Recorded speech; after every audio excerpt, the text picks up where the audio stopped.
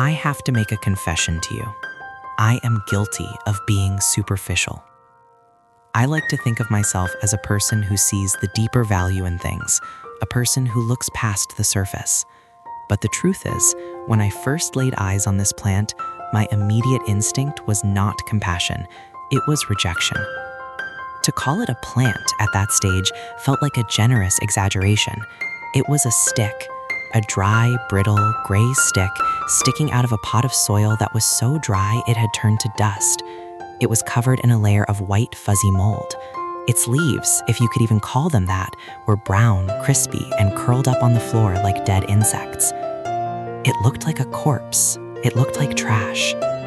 I remember standing there, holding this pot in my hands, hovering right over the garbage bin. I wasn't thinking about saving it. I was thinking about how much space it was taking up. I was thinking about how ugly it looked next to my healthy, vibrant ferns and monsteras. It was an eyesore. It was a blemish on my perfect shelf. And in that moment, I realized something uncomfortable about myself, and perhaps about human nature in general. We love potential, but we hate the look of failure. We love the after photo, but we recoil from the before. We have no patience for things that are broken. When something stops serving us, when something stops being beautiful, our first impulse is to discard it, replace it, upgrade it, move on. I was about to drop it. My fingers were loosening their grip on the rim of the pot. Gravity was ready to do the rest. But then I stopped. I don't know exactly what made me pause. Maybe it was a trick of the light. Maybe it was just a random hesitation. But I decided to take my fingernail and gently scratch the surface of the main stem, just a tiny scratch right near the base. And there it was, a microscopic line of green. It was faint. It was buried deep under layers of dead gray bark, but it was undeniably green. It was the color of life. It was a silent signal pulsating from the center of this dying wreck, saying, I am still in here. That tiny scratch changed everything. I couldn't throw it away anymore. Once you know there is life inside, discarding it feels like murder. So I took it back to the table.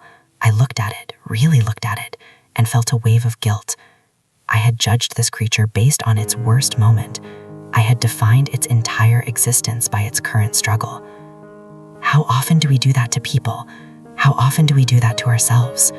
We go through a season of depression or failure or burnout, and we look in the mirror and think, I am broken, I am finished. We forget that winter is not the end of the story, it is just a chapter. I decided to give this plant a second chance, but I knew it wouldn't be easy. This wasn't going to be a simple watering job. This was a rescue mission. The first thing I had to do was the hardest.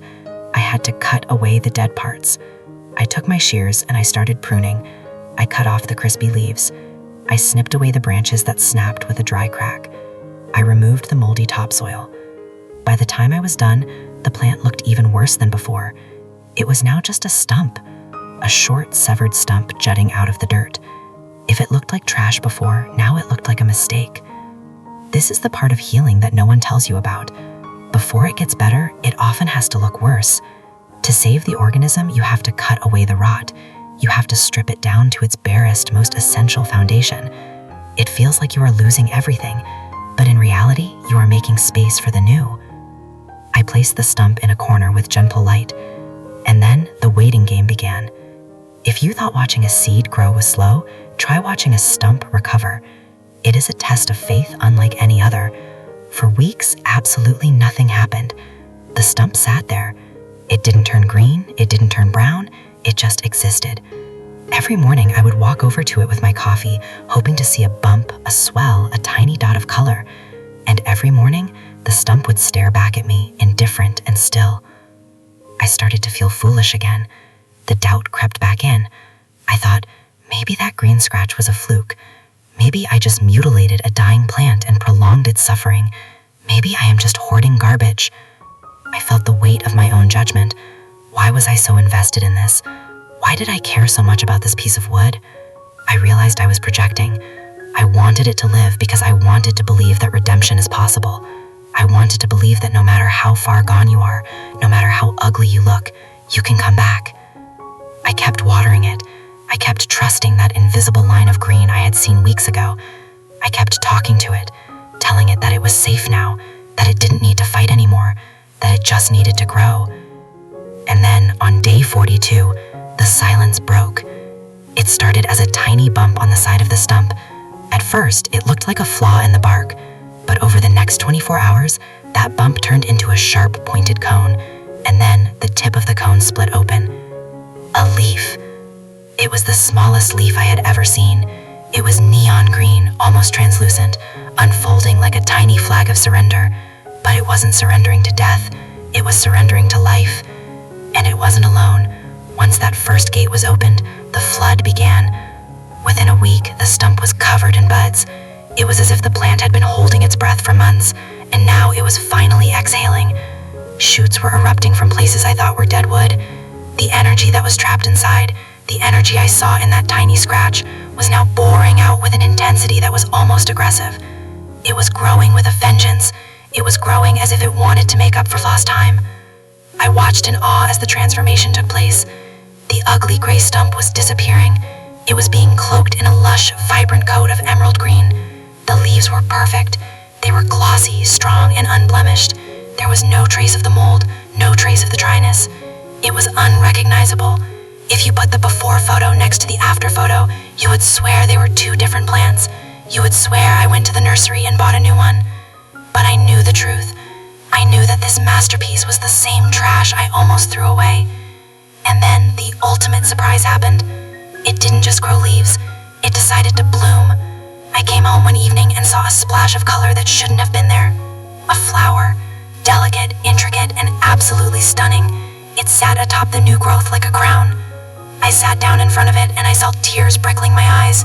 It sounds silly to cry over a plant, I know, but I wasn't crying for the plant. I was crying for the lesson. I had been so wrong. I had been so arrogantly, confidently wrong. I had looked at this plant and labeled it worthless. I had decided its story was over. I had decided it had nothing left to give. But I was judging it based on its season of struggle. I didn't see the fight it was fighting on the inside. I didn't see the resilience stored in its roots.